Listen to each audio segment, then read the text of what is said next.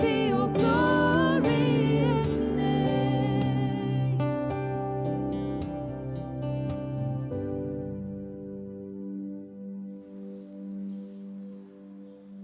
Fl-isem tal-Missier u tal-Iben u tal-Ispiritu Santu, amen. Il-grazzja ta' Sidna Ġesu Kristu, l-imħabba ta' Alla u l-għaqda fl-Ispiritu Santu tkun magħkom ilkoll. Uti wasalna f'waħda mill-festi il-kbar li huma marbutin mal-festa tal-Għid il-Kbira x'qegħdin niċċelebraw illum propju dan il-weekend illum u għada il-festa tal-Absi tluħ il-mulej fis-sema. Uti hija festa li forsi tħallina naqra kurjużi jekk mhux ukoll imħawdin għax it-tluq ta' Ġesu, allura kif niċċelebraw it-tluq ta' Ġesu minn din id-dinja.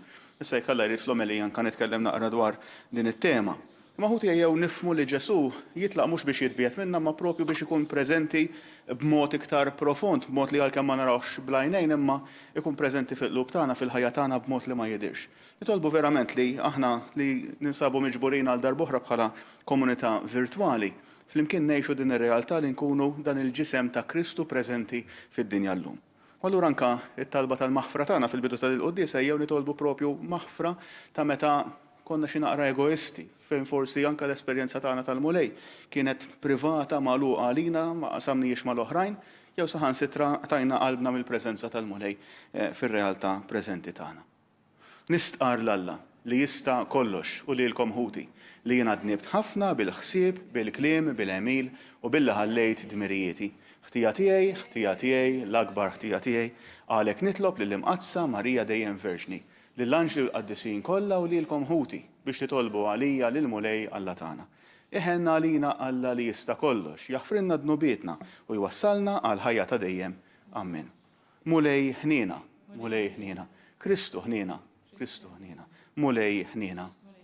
U flimkien ħuti jew infaħru lil mulej, glorja għal Alla fil-għoli ta' smewwiet u paċi fl-art lil bnedmin ta' rieda tajba.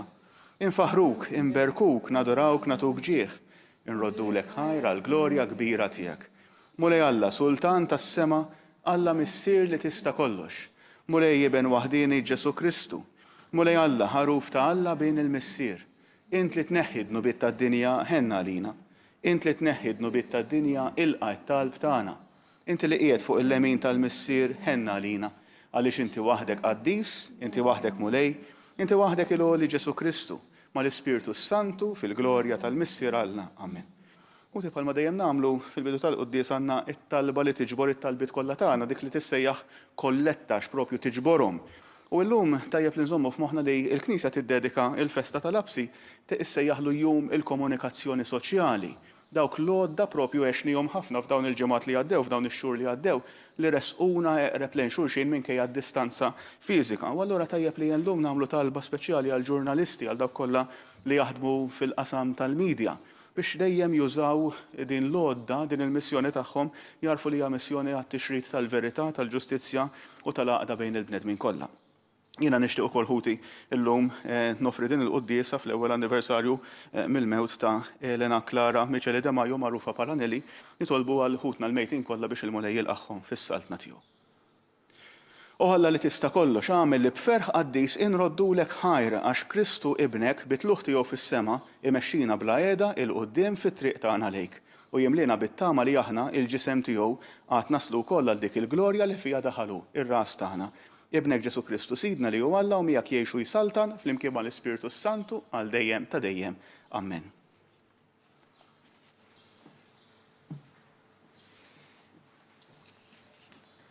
Bidu tal-ktieb tal-Atti tal-Apostli.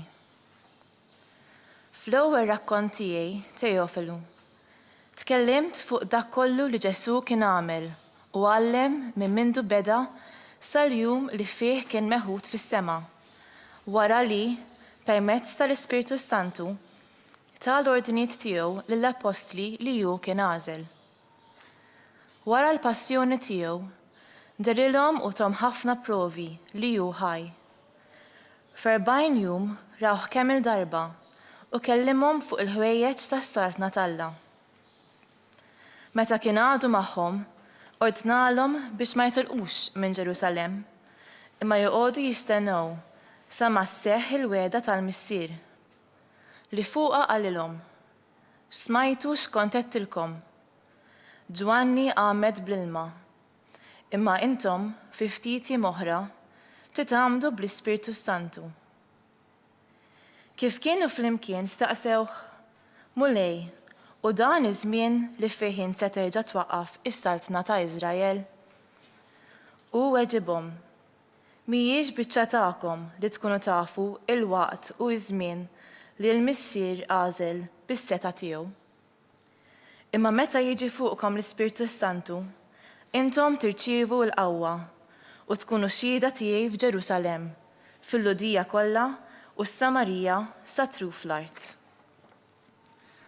Wara li qal dan, huma jħarsu lejh, kien meħud il fuq u sħaba ħaditulhom minn quddiem għajnejhom.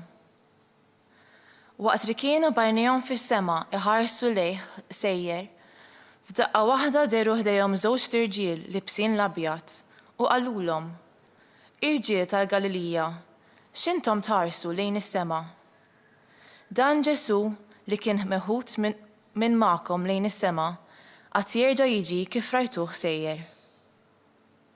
Il-kelma tal-mulej, irroddu ħar lill-Alla.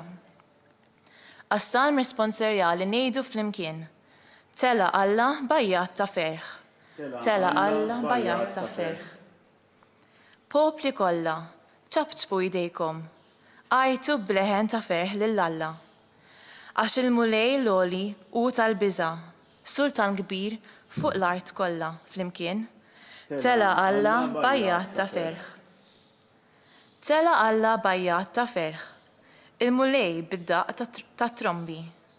Għannu lill-Alla, għannu lis-sultan tagħna, għannu flimkien, tela Alla bajjat ta' ferħ.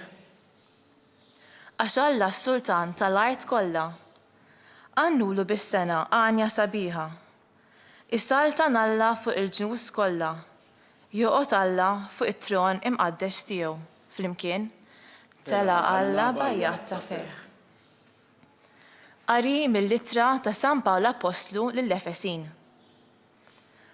Ħuti, Alla ta' Sina Ġesu Kristu, il-Missier tal-Glorja, jagħtikom spiritu ta' erf u rivelazzjoni biex tarfuh sewwa. U jdawlilkom għajnejkom ta' qalbkom biex tarfu x'inhi t-tama tas-sejħa tagħkom, x'inhu l-għana tal-glorja tal-wirt li tagħkom taqsmu mal-qaddisin. Tarfu x'inhu l-kobor bla qis tas-seta tiegħu fina li hemm minna, skont il-ħila tal-qawwa kbira tiegħu li ħadem fi Kristu. Meta qajmu mill-imwiet u qiegħdu fuq l-yemmin tiegħu fis-smewwiet, il-fuq minn kull saltna u seta, minn kull qawwa u ħakma, il-fuq minn kull isem li jissemma, mhux biss għaż-żmien ta' issa imma wkoll għal-li ġej. Iva, qiegħed kollox taħt riġlejh u għamlu ras fuq il-Knisja kollha li hi ġismu, il-milja ta' dak li jimla kollox f'kollox. Il-kelma tal-mulej. Inroddu ħar lill-Alla.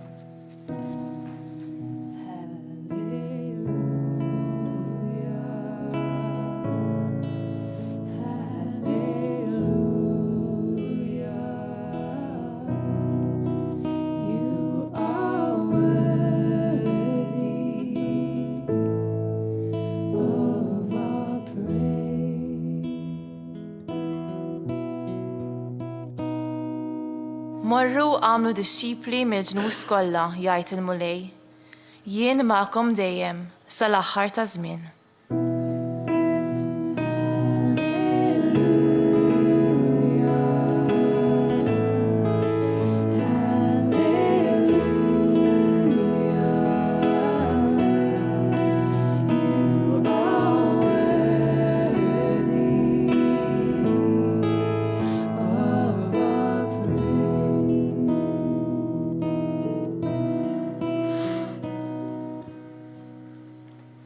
Il-mulej magħkom u miegħek ukoll. Eluq tal-Evanġelju skont San Mattew. Glorja lilek mulej. F'dak iż-żmien il-11 disċiplu telqu lejn il-Galilija u marru fuq il-muntanja fejn kien ordnalhom Ġesu. Kif rawh inxteħtu qudiemu għalkemm xi ħud iddubitaw. Ġesu resaq ikellimhom u qallhom: li ngħatat kull seta fis-sema u fl-art. Morru mela għamlu dixxipli mill-ġnus kollha u għamduhom fl-isem tal-Missier u tal-Iben u tal-Ispirtu Santu u għallmuhom iħarsu dak kollu li ordnajtilkom jien. U ara jiena magħkom dejjem sal-aħħar taż-żmien. Il-kelma tal-mulej, it-tifħir lilek Kristu.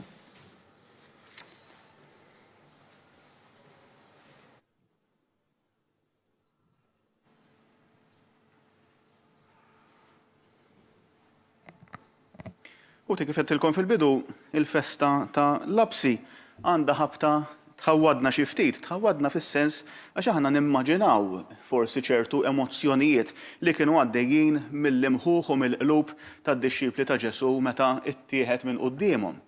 Aħna naħseb il-koll għandna xi esperjenza li forsi morna l-airport, sintendi, meta konna għadna nistgħu nsifru, u jew xi ħbieb tal-qalb, jew inkella aħna stess inkunu sejrin xi vjaġġ, jew inkella xi membri tal-familji tagħna li forsi anke jgħixu l-bogħod. Aħna naħseb kull familja f'Malta b'xi mod għandha esperjenza ta' xi nies emigrati min jgħix il-Kanada, l-Amerika, l-Awstralja, l-Ingilterra. Li inti taf li ħaddum ma tarhom jekk terġa' tarhom. Jiena kultant nisma' anke stejjer għanqlulek ħafna sentimenti hekk ta' pereżempju l-emigranti Maltin li 60, 70, 80 sena ilu kienu jitilqu minn artna u jafu li mhux ħajerġgħu jaraw pereżempju lill-familji tagħhom għax ovvjament inti biex terġa' tiġi law kienet prohibitive, ma kontx tista' taffordja li terġa' tiġi lura. U allura bil-fors naħseb aħna nassoċjaw dawn is-sentimenti ta' swit il-qalb li aħna nħossu quddiem it-tluq ta' xi ħadd tażis għalina ma' din ir-realtà li jgħixu id-dixxipli meta raw lil Ġesu jittieħed quddiem għajnejhom.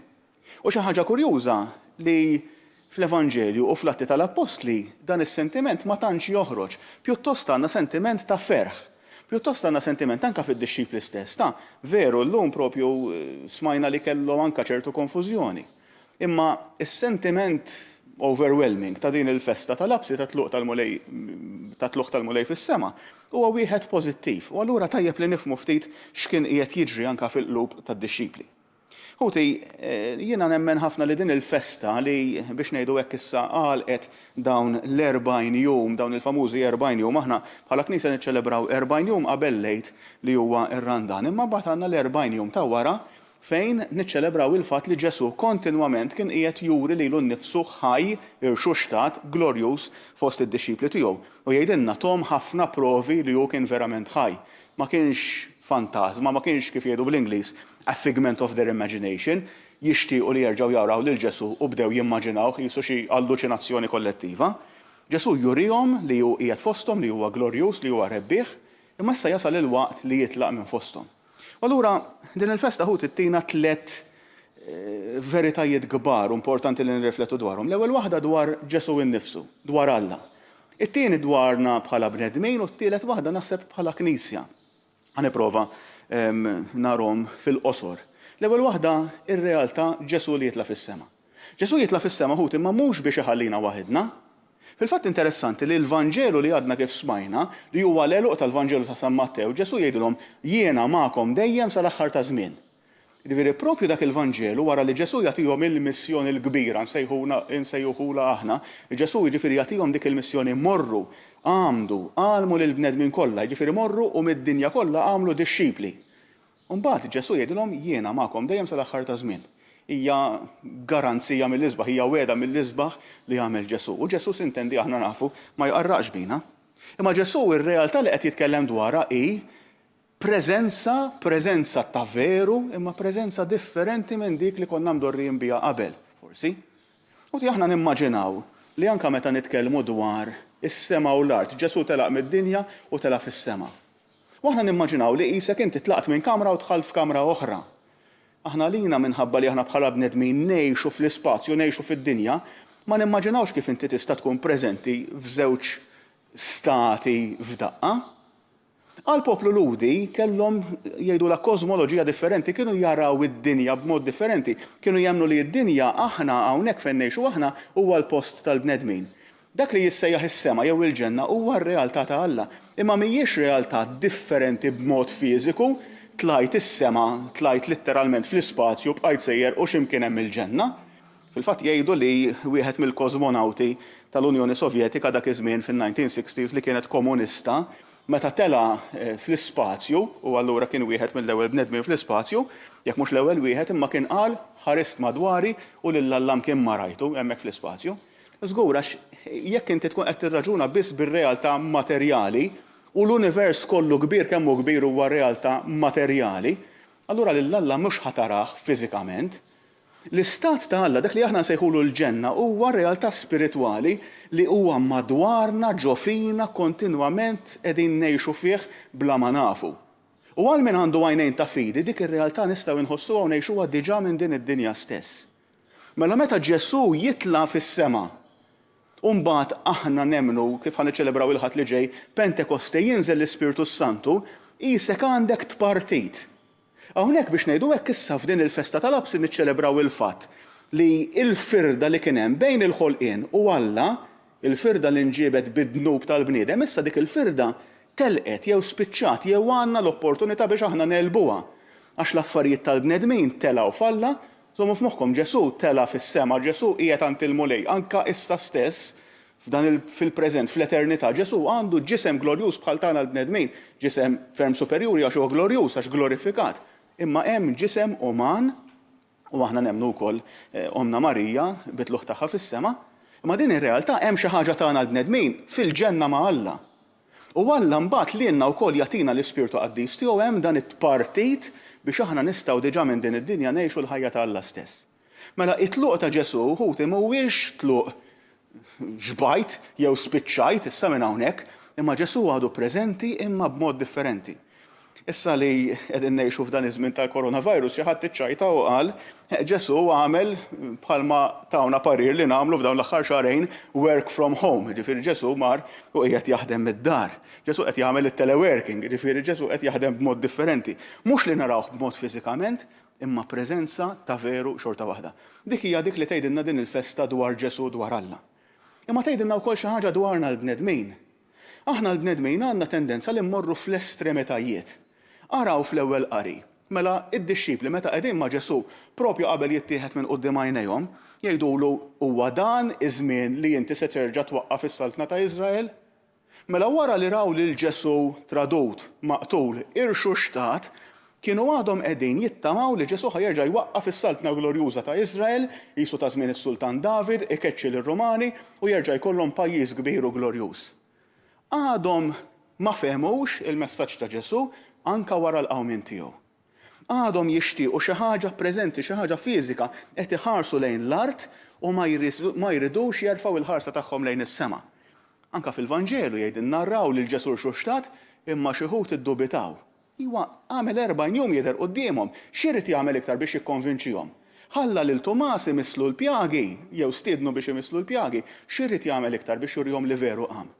Aħna bħala bnedmin għandna din it-tendenza li nħarsu l-isfel, irridu affarijiet solidi b'garanzija, issa se terġa' twaqqaf is-saltna, dak huwa estrem wieħed. It-tieni estrem huwa propju l-oppost. Naraw li dan meta Ġesu jittieħed minn quddiem għajnejhom u jittieħed fi sħaba, u żommu f'moħħkom li sħaba hija simbolu divin, meta l-poplu ludi ħareġ fid-deżert kellhom sħaba tmexxihom li kien Alla preżenti b'mod viżibbli li huma jistgħu jarawh. Meta jaraw li Ġesu jittieħed minn quddiem għajnejhom, jibqgħu għajnejhom iċċassati lejn is-sema, tant li jiġu l-anġli u jgħidulhom irġiel tal-Galilija, x'intkom tħarsu lejn is-sema. Dan Ġesu li rajtuh sejjer se jerġa' jiġi, imma sadattant sa ma jerġa' jiġi fiżikament fil-glorja tiegħu, tridu tlestulu d-dinja. Tridu tlestu d-dinja, tridu twasslu l-messaġġ tiegħu lil-bqija tad-dinja. Mela din hija l-meravilja wkoll x'tgħidilna din il-festa dwarna l-bnedmin. Li aħna l-kemm irridu iva ngħixu b'saqajna fl-art imma l-qalb tagħna, l-għajnejn tagħna wkoll għandhom ikunu lejn is-sema biex ikollna dan il-bilanċ. Li aħna nemmnu iva aħna bnedmin u aħna bnedmin tad-demm u l-laħam u għandna l-bżonnijiet ta' veru tad-demm u l-laħam. Imma aħna maħniex biss annimal, aħna maħniex biss il-ħarsa tagħna lejn l-art, imma aħna bnedmin biex ngħidu hekk xi ħadd qal aħna taħlita tal-anġli u tal-annimali, aħna taħlita meraviljuża hybrid biex ngħidu hekk li aħna għandna realtà ngħixu f'din id-dinja imma d-destin tagħna huwa etern. U allura aħna rridu nilħqu dan il-bilanċ, l-affukati biss fuq id-dinja u laqqas iffukati biss fuq is-sema.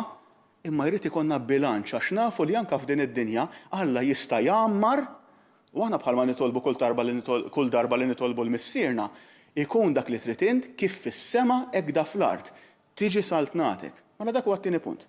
U tielet punt żgħir għax marbut ma' dawn ta' qablu. Aħna bħala Knisja wkoll x'inhi l-missjoni tagħna. U kieku jiena nemmen u din mhijiex biss tali xi ħaġa li ngħidha jien imma xi ħaġa li tallem għall-Knisja, kieku Ġesu baqa' magħna fiżikament, konna nibqgħu tfal. Jiena nħobb inġib eżempju meta tfal żgħar xi ħadd irid jgħallimhom isuqu r-rota. Jiena niftakar, missier ġieli prova ma rnexxilux, jien ma nafx insuq rota. Imma meta inti tipprova tgħallem it-tfal isuqu r-rota, normalment jiena niftakar xi waħda minn dawk ir-roti li kien ikollhom jisu handle hemm wara s-sedil, wara s-sit, u xi ħadd mill-ġenituri jew ħbieb jew tzijiet jew nannit jiġri magħhom biex iżommhom ħalli ma jaqgħux lejn naħa jew lejn oħra. Imma meta jara li dawn it-tfal ikunu sabu l-bilanċ tar-rota xi ħin jitlaq. Jiena niftakar, jiena rajt jiena stess anke ħbieb tiegħi jgħidlu le papa titlaqnix. Ma jmurx naqa'. Hawnhekk Ġesu l-aħwa donnu qed jitlaq naqra rriedni, qed jitlaq dik ir-rota minn idejh biex aħna issa nitgħallmu li aħna wkoll bil-qawwa tal-Ispirtu Santu fina, aħna wkoll għandna din il-qawwa biex imbexxu din ir-rota, biex indawru din ir-rota li hija l-Knisja. Li aħna wkoll qed il-mulej qed jabbina bir-responsabilità li fl-imġiba tagħna nuru l-glorja tiegħu. U kultant naqgħu bħal tifel jew tifla li qed jitgħallmu jsuqu r-rota. Kultant naqgħu naraw fil-2000 sena storja tal-Kristjaneżmu, il-Knisja għandha l-qaddisin imma għandha wkoll il-mitinbin. U bħalma tagħt eżempji mill-isbaħ tagħtu ukoll skandli fid-djufija tal-membri tagħha daqqa ta' għalejn naħa u daqqa ta' għalejn oħra. Ma meta l-Knisja timxi fid-direzzjoni li jagħtiha Alla, allura mbagħad hemmhekk tipproduċi l-qaddisin. U jiena dejjem niftakar f'dak li kienet tgħid Santa Teresa ta' Avila, dik il-qaddisa kbira ta' 500 sen ilu, fejn kienet tgħid anke lil ħbieb tagħha u lil dawk li kienet tgħallimhom u tiffurmhom. Kienet tgħidulhom Ġesu fid-dinja tal-lum m'għandux ġisem ħlief tiegħek. M'għandux idejn ħlief tiegħek, m'għandux għajnejn ħlief tiegħek, m'għandux qalb ħlief tiegħek. Jiġifieri aħna bħala membri tal-Knisja tiegħu, aħna dan il-ġisem mistiku. Ġesu preżenti fina. Sintendi preżenti fl-Ewkaristija, sintendi preżenti fil-kelma tiegħu. Imma fina wkoll huwa preżenti għax aħna rridu nagħmluh preżenti lil bnedmin. U allura tbissima, tagħlima, tan-nieqa li aħna nuru kompassjoni u ħniena dawk huma kollha mezzi ta' evanġelizzazzjoni biex aħna lil Ġesu nagħmluh preżenti għan-nies tad-dinja tal-lum. U mbagħad jitgħallmu jitolbu, u mbagħad jitgħallmu jsibu lil Ġesu fil-kelma tiegħu fil-Knisja iktar ġenerali. Imma aħna għandna din il-missjoni, ħuti ejjew ma nitraskurawiex. Ejjew nifhmu li din il-festa tal-absi li jenna tabbina b'responsabilità mill-isbaħ, responsabilità mill-isbaħ li bħalma jgħidilna Ġesu, inwasslu l-kelma tiegħu satru fl-art.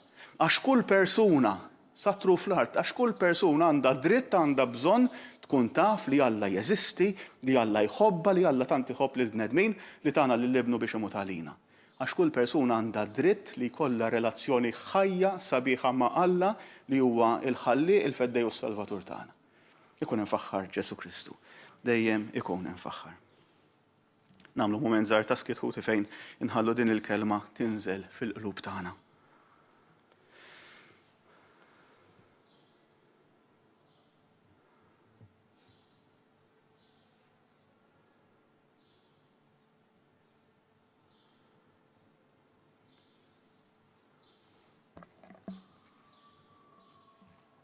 U flimkien ħuti issa nistqarru l-fidi tagħna permezz tat-talba sabiħa tal-kredu. Jiena nemmen f'Alla wieħed, il-missier li jista' kollox, li ħalaq is-sema u l-art, dak kollu li jidher u dak li ma jidhirx. U f'molej wieħed Ġesu Kristu, iben waħdini ta' Alla. Imnissel mill-missier qabel kull żmien. Alla minn Alla, dawl minn dawl, Alla veru minn Alla veru. Imnissel mhux magħmul, natura waħda mal-missier u bih sar kollox. Niżel mis-smewwiet għalina l-bnedmin u għal-fidwa tagħna. U ħal ġisem bis-seta tal-Ispirtu Santu minn Marija Verġni u sar bniedem. Salbuha għalina bata taħt Ponzju Pilatu, mietu difnuh. U fit-tielet jum qam minn bejn l-imwiet skont il-kodba mqazza. U tela s-sema u qiegħed fuq il-lemin tal-missier. U għandu jerġa' jiġi bil-glorja biex jagħmel ħaq mill-ħajjin u mill-mejtin u s-saltna tiegħu ma jkollix tmiem. U fl-Ispirtu Santu, mulej li jagħti l-ħajja, li ġej mill-missier u mill-liben. Li jum mweġġaħ fl-imkien mal-missier u mal-iben u li tkellem fom il-profeti. U fi Knisja waħda Quddiesa, Kattolika, Apostolika, nistqar ma'mudija waħda għal maħfra ta' dnubiet u nistenna l-qawma mill-imwiet u l-ħajja ta' żmien li ġej. Amen. U tjeżiż aħna għandna l-qassis il-kbir tagħna li qiegħed hekk fil-għoli li daħal fis-smewwiet u dejjem lest biex jidħol għalina quddiem il-missier li jista' kollox. Ejjew bil-fiduċja ta' quliet inresqulu t-talbiet tagħna lil dan Alla li jħobbna. Nitolbu l-ewwel qabel kollox għall-Knisja. Din il-Knisja li isa tfal żgħar jitalmu jsuq ir-rota u allura kultant taqa' kultant tiżbalja. Imma din il-Knisja li fl-istess ħin għandha vokazzjoni li twassal il-kelma tal-bnedmin kollha. Nitolbu għall-Papa l-isqfijiet għalina l-koll biex il-mulej jagħtina din il-qawwa, din l-imħabba l-kelma tiegħu ħalli aħna wkoll nistgħu nkunu dixxipli u apostli tiegħu. Nitolbu, ismana, nitolbu mulej. Żagħżugħ talabni biex nagħmel talba speċjali llum għal tant żgħażagħ li qegħdin jippruvaw jiddixxernu l-vokazzjoni tagħhom, qegħdin jippruvaw jarfu x'inhi triq li l-mulej qiegħed isejħilhom għaliha u allura nitolbu biex verament il-mulej idawwalhom, imma nitolbu wkoll għall-familjari tagħhom. Speċjali anke ġenituri biex ikunu kapaċi jilqgħu il-vokazzjoni ta' wliedhom anke jekk din tista' tkun vokazzjoni saċerdotali jew reliġjuża, nitolbu biex verament iż-żgħażagħ isibu l-għajnuna u s-sapport kollu biex jażlu triq li l-mulej qiegħed isejħilhom għaliha. Nitolbu, ismana, nitolbu mulej. Nitolbu għall-mejtin kollha tagħna, speċjali għal Nelly Micheli de Majo li għalija qed nofru din il-Quddiesa, imma wkoll għall-eżis kollha tagħna li ħallew din id-dinja. Nitolbu wkoll għal dawk li m'għandhom lil ħadd sabiex jitlob għalihom. Nitolbu, ismana, nitolbuk mulej. Inkomplu nitolbu għal morda kollha b'mod speċjali dawk li b'xi mod huma affettwati anke minn dawn iċ-ċirkostanzi preżenti, nitolbu wkoll mhux biss għal dawk li mardu fiżikament, imma għal dawk ukoll li x-xogħol tagħhom, l-impjieg tagħhom jinsab f'periklu minħabba taqlib ekonomiku li jista' jiġi frott din iċ-ċirkostanza li qed ngħixu fiha. Nitolbu biex il-mulej verament jiftħilhom it-triq qudiemhom u jagħtihom l-għajnuna u l-ħarsien lilhom u lill-eżis tagħhom li għandhom bżonn. Nitolbu, ismana, nitolbuk mulej. U mill-ġdid inġeddu it-talba tagħna għal dawk kollha li huma b'xi mod involuti fil-medja, mod speċjali ġurnaliżmu, dawk kollha li jwasslulna sew programmi ta' mistrieħ, sew programmi ta' formazzjoni u ta' informazzjoni. Nitolbu biex il-mulej verament jagħtihom l-għożża fil-qalb tagħhom għal verità u għal ġustizzja ħalli din l-għodda tant importanti tal-medja dejjem tkabbar l-umanità u turi dejjem iktar il-virtujiet tal-kompassjoni u tal-ġustizzja. Nitolbu, ismana, nitolbuk mulej. Minħabba li għadna fix-xahar ta' Mejju ninsabu fl-aħħar ħadd tax-xahar ta' Mejju inresqu anke dawn it-talbiet bl-interċessjoni ta' Omna Marija. Sliema għalik Marija, bil-grazzja mimlija l-mulej miegħek. Imbierka inti fost in-nisa u mbierek il-frott tal-ġuf tiegħek Ġesu. Quddiesa Marija Omm Alla, tlob għalina mitinbin, issa u fis-sija tal-mewt tagħna. Amen. Mulej Alla tagħna l-qadan it-talb ta' uliedek u għamel li ħsibijietna jkunu dejjem fis-sema pajjiżna biex flimkien ma' Kristu naslu fil-glorja eterna tiegħek l-istess Kristu Sidna. Amen.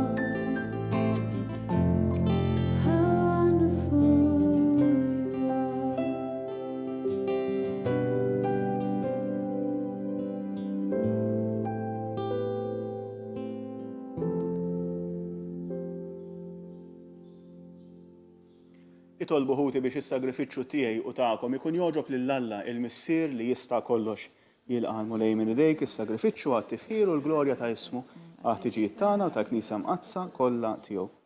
Fiċ-ċokon tagħna mulej se nofrulek is-sagrifiċċju tal-fidwa aħna u nagħtu ġieħ lil-libnek fit-tluħ tiegħu fis-sema. Għamel li b'din il-qima qaddisa tagħna u bil-grazzja tiegħek nintrefgħu lejn il-ħwejjeġ tas-sema bi Kristu Sidna. Amen. Il-mulej magħkom u miegħek ukoll.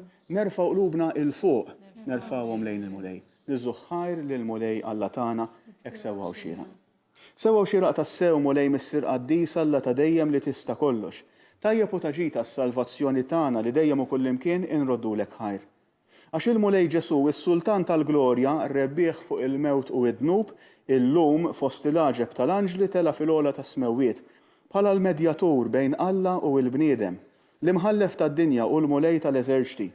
U tela mhux biex jitbiet miċ-ċokon tagħna, iżda biex aħna il-membri tiegħu inqawwu qalbna li aħna wkoll qed immorru warajh fejn mar qabilna hu, ir-ras u l-bidu tagħna.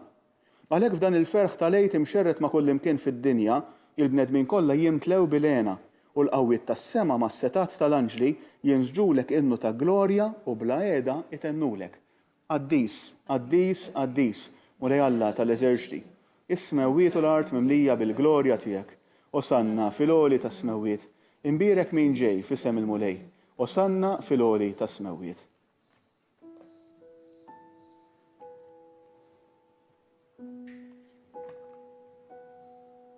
Qaddis tas-sew int mulej u jistħoqlok it-tifħir tal-ħolqien kollu. Għax bibnek Ġesu Kristu Sidna u bil-qawwa tal-Ispirtu Santu inti tagħti l-ħajja kollox tqaddes u tibqa' dejjem tiġbor għalik poplu biex minn tluħ ix-xemx sanżula issirlek offerta safja. Għalhekk mulej ġejna quddiemek b'dawn l-offerti biex ikunu ikkonsagrati lilek. Miċ-ċokon tagħna nitolbuk qaddishom bl-Ispirtu tiegħek biex isiru il-ġisem u d-demm ta' ibnek Ġesu Kristu Sidna li b'ekmandament tiegħu qegħdin niċċelebraw dan il-misteru. Għax hu fil-lejl li fih ingħata għalina ħal ħobs, radlek il-ħajr, bierek, qasam, tal id-dixxipli tiegħu u qal: ħudu u kulu il-kol minn dan, għax dan huwa ġismi li jingħata għalikom.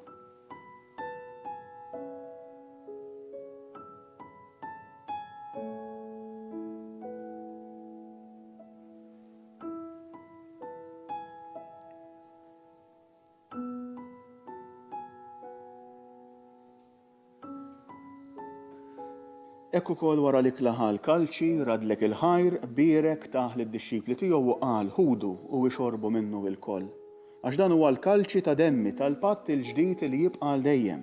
Id-demm li jixxerret għalikom u għal bnedmin kollha għal maħfra ta' dnubiet. Għamlu dan b'tifkira tiegħi.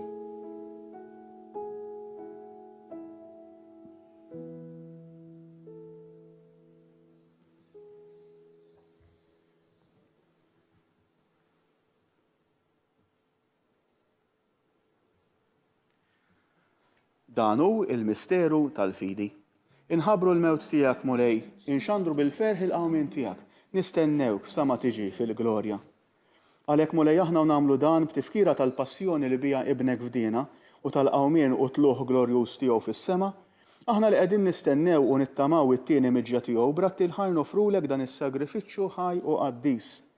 Ħares nitolbuk lejn l-offerta tal-Knisja tiegħek. Ara fiha l-vittma li bis-sagrifiċċju tagħha rid terġa' tħabbibna miegħek. Għamel li aħna li se nissaħħu bil-ġisem u d-demm ta' ibnek, nimtlew bil-Ispirtu qaddis tiegħu u nkunu ġisem wieħed u ruħ waħda fi Kristu.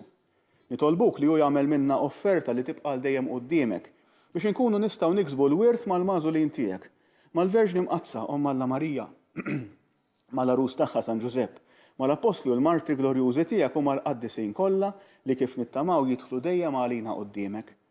Għamel nitolbuk mulej li din il-vittma li terġa' tħabbibna miegħek tkun taslim u salvazzjoni għad-dinja kollha. Wettaq fil-fidi u fl-imħabba l-Knisja tiegħek tul il-mixja tagħha fid-dinja. Il-qaddej tiegħek il-Papa Franġisku, l-Isqof tagħna Charles, l-Isqof Joe li qiegħed jgħinu, l-isqfijiet u l-ministri kollha tiegħek u l-poplu kollu li inti ksibt għalik. Il-qabit tieba t-talb u x-xewqat ta' din il-familja li inti ritta tinġabar madwarek. Għader missier ħanin lillu lidek kollha kull fejn jinsabu u għadhom miegħek il-koll. Ħenna l-ħutna mejtin u għal daw kollha li ħallew din il-ħajja fis-sewwa tiegħek. Daħħalhom fis-saltna tiegħek fejn nittamaw li aħna wkoll għad naslu biex il-kol flimkien nitax u għal dejjem bis-sebħ tiegħek bi Kristu Sidna li bih inti tfawwar id-dinja b'kull ġid. Bi Kristu, ma' Kristu u fi Kristu, jingħata lilek Alla missier li tista' kollox. Flimkien mal-Ispirtu Santu, kull ġieħu glorja għal dejjem ta' dejjem. Amen. U nerġa' nfakkarkom f'dak li qed fl-omelija. Fit-talba tal-missier naħna norbtu dawn iż-żewġ realtajiet kultant mingħajr ma nindunaw mingħajr ma nkunu konxi. Ir-realtà li verament aħna ngħixu fid-dinja, ma f'din id-dinja suppost qegħdin nikkultivaw, inħawlu u nkabru jiġifieri is-saltna talla. Mhijiex xi ħaġa mbeda, mhijiex il-ġenna imbeda, imma hija xi ħaġa r-realtà ta' Alla li jixtieq li jħawwilha u jkabbara fina. U allura ejjew nagħmluha verament din it-talba tagħna illum f'din il-festa tal-Absi. Missierna li inti fis-smewwiet jitqaddes ismek, tiġi saltnatek, ikun lek li trid int kif fis-sema hekk fl-art. Ħobżna ta' kuljum atina llum, aħfrilna dnubietna bħalma naħfru l-minu ħati għalina, la ddaħħalniex fit-tiġrib iżda ħlisna mid-deni. Eħlisna nitolbuk mulej minn kull deni. Atina fit-tieba u l-ħniena tiegħek il-paċi fi żmienna biex inkunu ħielsa dejjem mid-dnub u mħarsa minn kull inkwiet. Aħna nistennew u nittamaw il-għena u l-miġja tas-Salvatur tagħna Ġesu Kristu.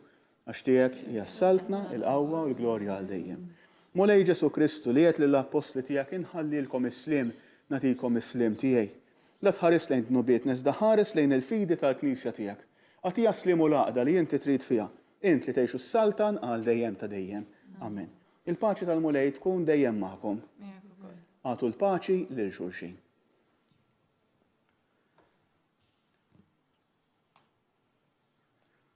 Ħaruf ta' Alla li tneħħi d-nubiet tad-dinja ħenna għalina.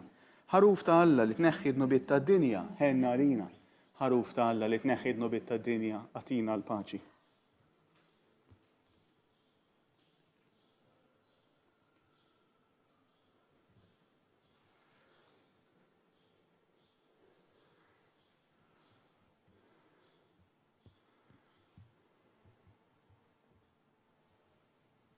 Danu Ġesu li kif tela s-sema għat nerġaw naraw jiġi fil-glorja tiegħu. Danu il-ħaruf ta' Alla, danu li neħħi d-nubiet tad-dinja. Ħenjin dawk li huma mistiedna għall-ikla tal-ħaruf. Mulej ma jistħoqlix li tidħol taħt is-saqaf tiegħi. Iżdejt kelma waħda u ruħi tkun infejqa.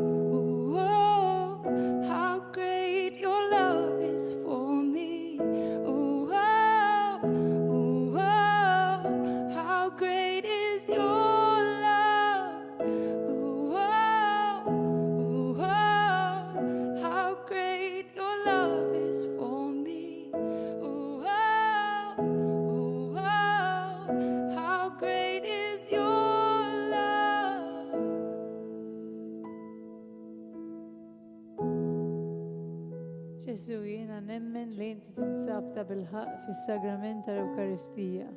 Irrid inħobbok fuq kollox u fuq kulħadd. Inti taf li nixtieq nirċevik ġewwa fija. Imma ġala darba bħalissa ma nistax nilqak ġewwa fija sagramentalment, nitolbok li tiġi fija spiritualment. Ejja għandi Ġesu tiegħi biex jiena niġi għandek. Ħeġġiġni bl-imħabba għalik biex f'ħajti u f'mewti jiena nemmen fik, nitma fik u nibqa' nħobbok għal dejjem.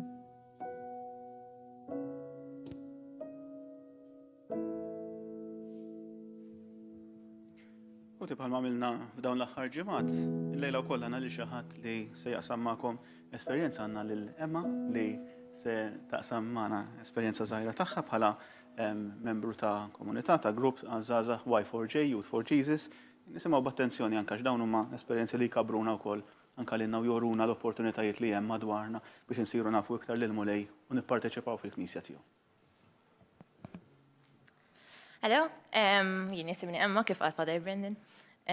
U waqt il-pandemija ħaġa vera mi sejtu Quddiesa jien. Imma vera kienet tawent għaliex ħafna drabi sabi jaraw Quddiesa fl-istess ħin li kuret nara jien. Allura meta naslu għal-ħin meta tagħtina l-paċi, kulħadd jibgħat il-messaġġi fuq il-group chat tipo paċi miegħek.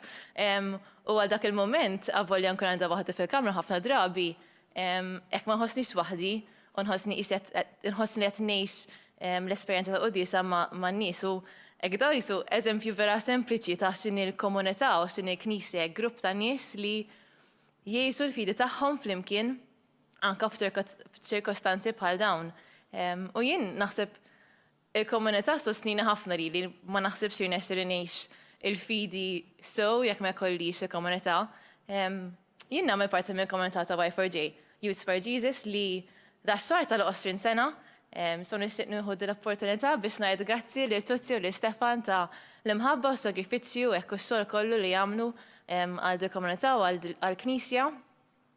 U anke hekk għalli orona u anke hekk kabru di komunità li nagħmlu dak li għalina Ġesu llum fl-Evanġelu li mmorru u nagħmlu disċipli.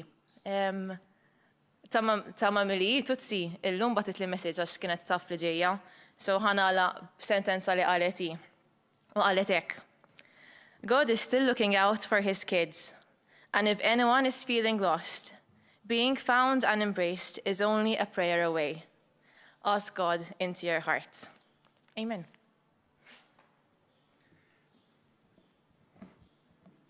Tuzzi u Stefan li għadha kif semmit Emma biex nagħmel naqra spoiler alert huma wkoll il-ġenituri ta' Bettina u Filippa New Victorians li qegħdin jakkumpanjawna f'kull Quddiesa u jiena nixtieq inżid xi ħaġa ma' dak li qalet Emma. Għax jiena wieħed mis-saċerdoti li għandi il-privileġġ u l-barka li anke b'xi mod ngħin lil din il-komunità daqqa b'Quddiesa, daqqa b'xi irtier, daqqa b'xi tok. Imma inħeġġixkom biex verament anke bħala żgħażagħ tfittxu komunitajiet li jistgħu verament jgħinukom, isostnukom fil-mixja tagħkom mal-mulej. Nitolbu. U Alla ta' dejjem li tista' kollox għalkemm għadna fuq din l-art inti tagħtina f'idejna il-ħwejjeġ tas-sema. Għamel li l-poplu Nisrani jinġibed b'xewqa qaddisa għas-sema fejn diġà tinsab miegħek in-natura tagħna il-bnedmin. Bi Kristu Sidna. Amen. Il-mulej magħkom u miegħek ukoll. Iberikkom u jħariskom Alla li jista' kollox. Il-Missier u l-Iben u l-Ispirtu Santu. Amen. Morru fil-paċi ta' Kristu. Alleluja, alleluja. Inroddu ħar lill-Alla. Alleluja, alleluja. Your love never fails, it never gives up, it never runs out on me. Your love never fails, it never gives up, it never runs out on me. Your love never fails, it never gives up, it never